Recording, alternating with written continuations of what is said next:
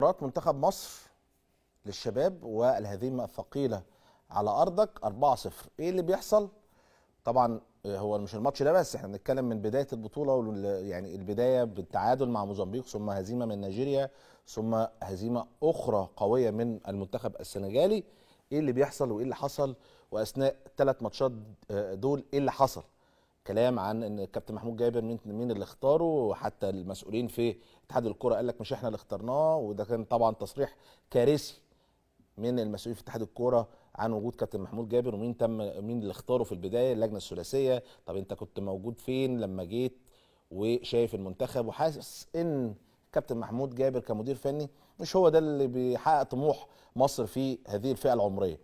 بالتالي انت ما خدتش قرارات في الوقت ده، فتتحمل المسؤوليه زي الناس اللي اختاروا ويتحملوا المسؤوليه. هم مش موجودين بس يتحملوا برضو المسؤوليه في اختيار المدير الفني في الفئه العمريه دي في الوقت ده، عشان احنا عندنا الجيل ده في الوقت اللي احنا بنتكلم فيه دلوقتي خلاص يعتبر. ناس هتقول لك هنسرحهم، ناس هنقول لك مش موجودين، اللي ممكن يكون محترف هيكمل، اللي معنا دي ماشي كويس هيكمل، لكن كتيم لمنتخب مصر الامور بقت صعبه. هو ده دايما الحال مع منتخب مصر، خصوصا لما يكون منتخب فشل واخفق في الوصول لكأس العالم، او حتى الوصول لمراكز متقدمه في بطوله الامم الافريقيه اللي هي اصلا بتقام على ارضه. ايه اللي يحصل فيهم؟ طبعا اكيد الناس مش هتبص لهم خالص، وحتى لو بنقول ان في لاعبين محترفين موجودين في المنتخب، انديتهم هتبص ليهم ازاي؟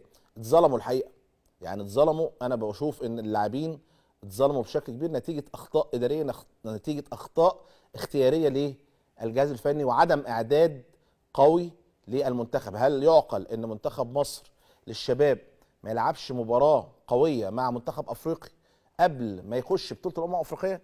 لا يعقل تماما ان يكون ده هو الاستعداد لبطوله الامم الافريقيه، اللي فئه عمريه هي المستقبل، ومستقبل مهم للكره المصريه، لان ده هيروح لمنتخب مصر الاول، او خلاص ده المفروض يعني يتم كده فيتوريا وهو بيبص يشوف ايه اللعيبه الكويسه اللي يقدر هيعتمد عليهم في الفتره اللي جايه من اللعيبه دي. وبالتالي اخطاء كتير جدا، لاعبين محترفين هيتظلموا، لاعبين موجودين في الدوري المصري هيتظلموا. المنتخب يعني خلاص اتفركش. ايه اللي هيحصل فيهم؟ دي بقى هو كل واحد بقى وشطارته، كل واحد من اللعيبه دي وشطارته. عايز اقول لكم معلومه، ان كان في مسؤول بارز اقترح على اتحاد الكوره ان يتم اقاله كابتن محمود جابر قبل بطوله الامم الافريقيه ما تتعمل.